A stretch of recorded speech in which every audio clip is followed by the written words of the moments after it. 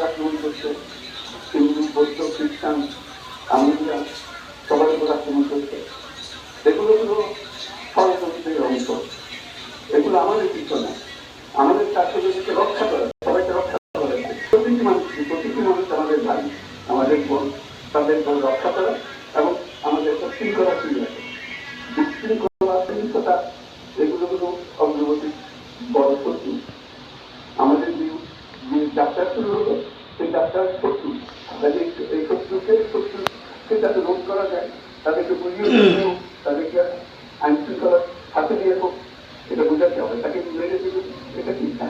আইন শৃঙ্খলা নিজের একটা শিক্ষা, তাকে আমাদের আইন শৃঙ্খলা বাহিনী আমাদেরকে রাখি, তাদের হাতে জীবন আমরা নিশ্চিন্ত থাকবো যে আরেকটা ব্রিটিশ হবে।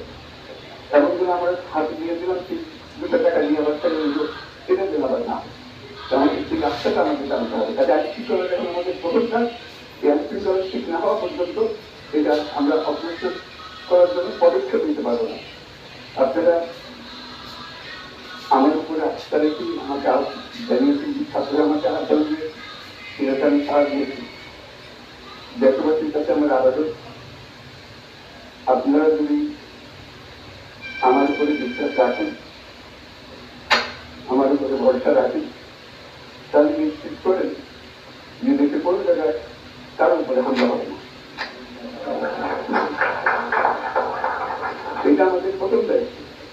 এটা যদি আমি করতে না পারি, এটা আমার কথা যদি না শোনে লোকরা, তাহলে আমার প্রয়োজন না, আমাকে বিদায় দেয়, আমি আমার কাজে থাকি, সেখানে আমি ব্যস্ত থাকি। যদি আমাকে প্রয়োজন মনে করেন, তাহলে আমাকে প্রয়োজন মনে করলে আমাকে দেখাতে হবে যে আমার কথা আপনারা শোনেন।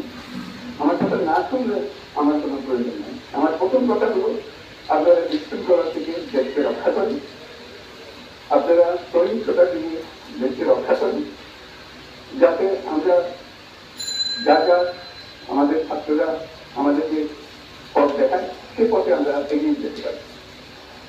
এটা একটা খুব সুন্দর দেশ হতে পারে, তার বাংলাদেশ একটা খুব সুন্দর দেশের সম্ভাবনা আমাদের। তাই এই সম্ভাবনাগুলো আমরা নষ্ট করে দিই। এখন আবার সেই বীজতলা আবার তৈরি করতে হবে, আবার আমাদেরকে তৈরি করতে হবে। তারাই এই বীজতলা তৈরি করবে, তাদের হাত দিয়ে হবে এবং তাদের দিকে আমরা তাকাবো, এমন আমরা তাদের নির্দেশ মধ্যে আমরা অগ্রসর হব।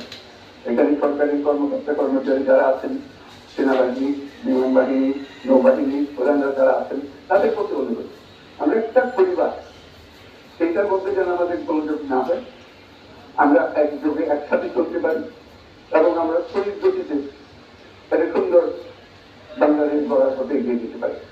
সেই আমার কামনা। আপনাদের সবার কাছে আবেদন, আমাদেরকে সেই সুযোগ দিন, আমরা সেই পথে আমরা যেন অগ্রসর নিজের প্রশান্তি পাই। পৃথিবীর সবাই আগ্রহ করে তাকিয়েছে আমাদের দিকে। এখানে যখন ছাত্ররা রাস্তায় নেমেছে, পৃথিবীর সব জায়গা থেকে অভিনন্দন রেখেছেন, যে তারা অবাক হয়ে গেছে।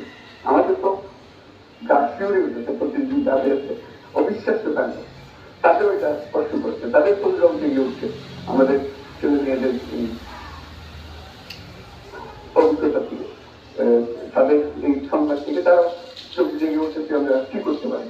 তাতে আমাদের কাজ হবে সেগুলো সম্পূর্ণ করা। আমরা আজকে থেকে শুরু করলাম, সেটা আশা করি আমরা দ্রুত গতিতে এগিয়ে যেতে পারবো। সবাইকে ধন্যবাদ। আজকে কোশ্চেন আমি দিলাম না, আজকে থ্যাংক ইউ। আজকে কবে কথা তো হবে। Thank you so much.